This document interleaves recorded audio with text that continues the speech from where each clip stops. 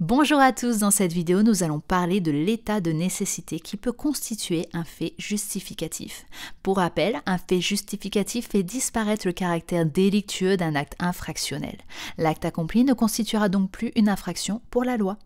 Nous allons évoquer la naissance de l'état de nécessité en tant que fait justificatif. Celui-ci est une création jurisprudentielle par le juge Magnaud dans l'affaire Louise Ménard en 1898.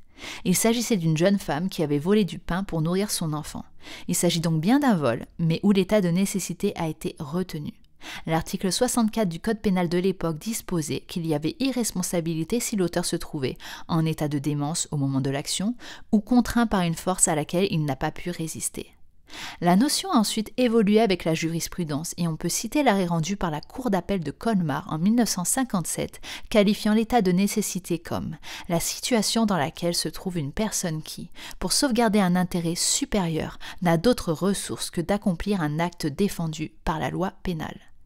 L'état de nécessité se trouve aujourd'hui dans le Code pénal à l'article 122-7. Celui-ci dispose que n'est pas pénalement responsable la personne qui, face à un danger actuel ou imminent, qui menace elle-même, autrui ou un bien, accomplit un acte nécessaire à la sauvegarde de la personne ou du bien, sauf s'il y a disproportion entre les moyens employés et la gravité de la menace.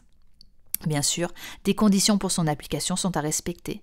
Ainsi, le danger encouru ne doit pas être une simple crainte, mais il ne doit pas non plus être la conséquence d'une faute de celui qui l'invoque. La personne qui se place elle-même dans cette situation de danger ne pourra pas bénéficier du fait justificatif.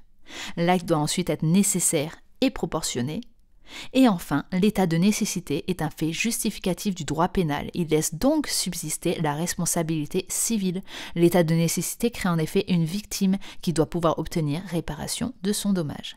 Voilà, j'espère que cette vidéo aura éclairci un petit peu la notion pour vous. Je vous invite à vous abonner et à liker cette vidéo pour plus de contenu sur le droit et la fac de droit. Bonne journée à tous!